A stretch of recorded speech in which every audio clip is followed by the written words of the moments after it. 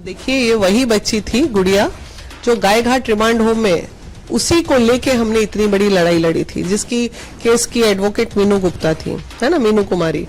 और जिस बच्ची को न्याय दिलाने के लिए हमने लाखों खर्च कर दिए, उस बच्ची को उस कार्यक्रम में बुलाया किसने, ये भी तो सोचने की बात है। इतने साल बाद गायघाट रिमांड होम का कब मामला खत्म हुआ, कब वंदना गुप्ता जेल चली गई, फिर भी उस बच्ची को उस कार्यक्रम में बुलाया किसने। वो बच्ची 2 दिन पहले तक मेरे घर आई है। नमस्कार, स्वागत है आपका सिटी पोस्ट लाइव में। मैं हूं मुस्कान और आज हम आए हैं महिला विकास मंच। जी हाँ, एक महिला दिखी थी, छोटी सी लड़की दिखी थी। महिला विकास मंच का जो 9 वर्षीय प्रोग्राम था, वहां पे एक महिला रोते हुए चिराग पासवान के पास आती है और मदद मांगती है। तो हम जानना चाहेंगे कि ऐसी कौन सी मदद थी जो महिला विकास मंच नहीं कर पाया और हर जगह उसको दौड़ना पड़ रहा है। देखिए, ये वही बच्ची थी गुड़िया जो गायघाट रिमांड होम में उसी को लेके हमने इतनी बड़ी लड़ाई लड़ी थी, जिसकी केस की एडवोकेट मीनू गुप्ता थी, है ना, मीनू कुमारी। और जिस बच्ची को न्याय दिलाने के लिए हमने लाखों खर्च कर दिए, उस बच्ची को उस कार्यक्रम में बुलाया किसने, ये भी तो सोचने की बात है। इतने साल बाद गायघाट रिमांड होम का कब मामला खत्म हुआ, कब वंदना गुप्ता जेल चली गई, फिर भी उस बच्ची को उस कार्यक्रम में बुलाया किसने। वो बच्ची 2 दिन पहले तक मेरे घर आई है और हमेशा आती है, ऐसा कुछ नहीं। तो 2 दिन पहले तक आई, अचानक देखे तो मेरे ध्यान से उतर गया था। जब ये दिवाली के टाइम मेरे पास आई थी तो प्रेग्नेंट थी। हाँ, बोले अरे तुम प्रेग्नेंट कैसे हो गई?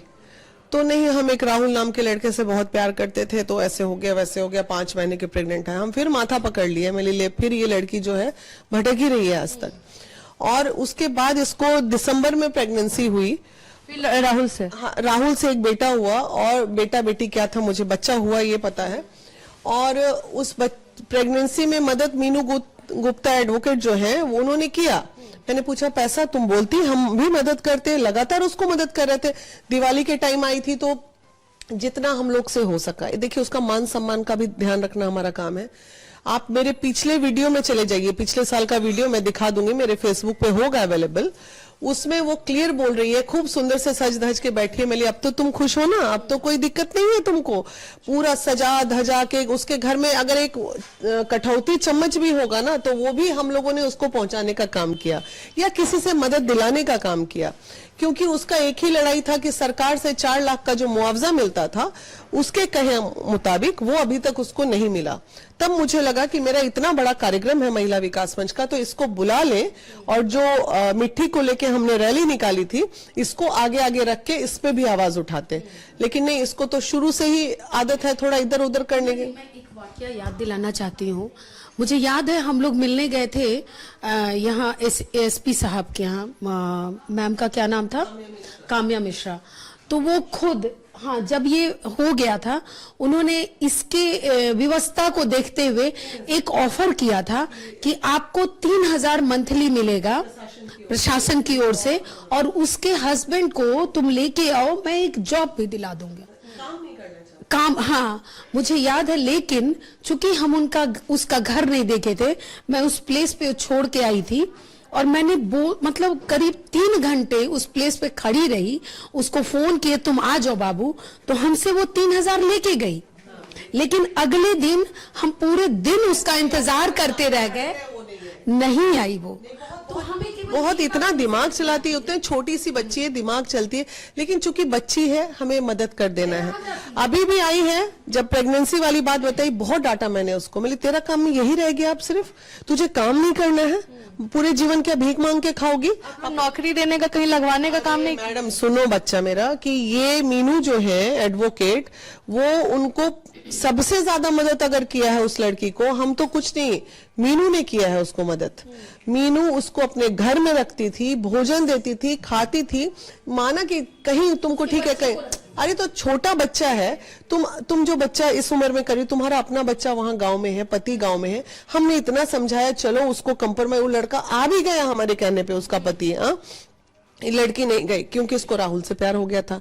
अब राहुल से भी लात खा लिया, अब अमित से। तो भाई ऐसी बच्चियों के लिए क्या चाहते हैं कि हम डांटे भी ना उनको, सही रास्ते में हम एक समाज सेवा कर रहे हैं ना, उसको हम मरने नहीं देंगे, लेकिन उसकी गलतियों को सुधारना तो हमारा काम है ना। इसलिए मैंने उसको कार्यक्रम में बुलाया था, और कार्यक्रम में बुलाया, भीड़, आप जो भी लोग उस कार्यक्रम में आए होंगे देख रहे होंगे कि आउट ऑफ कंट्रोल मेरा प्रोग्राम हो गया था, बिल्कुल आउट ऑफ कंट्रोल। उसी बीच में चिराग पासवान जी निकल गए। मैं सोची थी कि अगर बैठेंगे तो उनको मिलवा के एक बात है, लेकिन चलो ठीक है, लड़की दौड़ते दौड़ते अपना चली गई उनके सामने भी मिल ली, ये भी अच्छी बात है। तो यही बात था, दूसरा कोई बात नहीं था। अगर हमने उसको अपने पास बुलाया था तो हमने अपनी भद पिटने के लिए थोड़ी बुलाई थी, जरूर उसको मदद करने ही बुलाई होगी। तो इसलिए अब देखिए, कोई कुछ भी बोले, लेकिन उस लड़की का आत्मा जानता होगा कि जितना मदद उसको मीनू ने और महिला विकास मंच ने किया है, बाकी लोग उससे टीआरपी ले लेंगे, फिर बाकी लोग टीआरपी ले लेंगे। हमने लाखों खर्च किया उस लड़की के पीछे, हजारों खर्च मीनू ने किया होगा उसके पीछे। वो 5,000 रुपया अभी भी प्रेगनेंसी में मीनू ने उसको पेमेंट किया है। बीमार पड़ी वो, उसका पानी चढ़ाना, तबीयत खराब हुई, मेंबर्स हमारी, मैं थी या फाहिमा खातून जी, हम लोग रात भर बैठे रहे कि उसको कुछ हो ना जाए, हॉस्पिटल का बिल भरना। कई बार एक बार एडमिट हुई तो राशन तो खैर हर महीने का आप ले सकते हो, इधर 2-4 महीने से वो कांटेक्ट में नहीं थी प्रेगनेंसी वगैरह को लेके।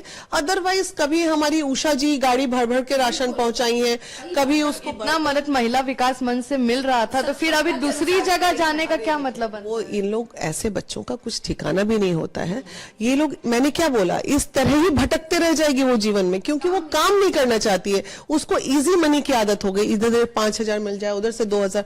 अभी भी मैंने बोला, मैं तुम अपना तबीयत ठीक कर लो, ऑपरेशन वगैरह हुआ उसके पेट का, पूरा दिखा रही थी। हम बोले देख दिखा मत, मेरा मन दुखी होगा। उस दिन आई, दीदी भूख लगा हुआ। मैंने क्या हालत बना लेती हो अपना, इतने अच्छे पोजीशन में आके क्या हालत बना लेती हो कि तुमको फिर दर दर भटकना पड़ता है। आखिर कोई किसी को कितना बार खड़ा करेगा?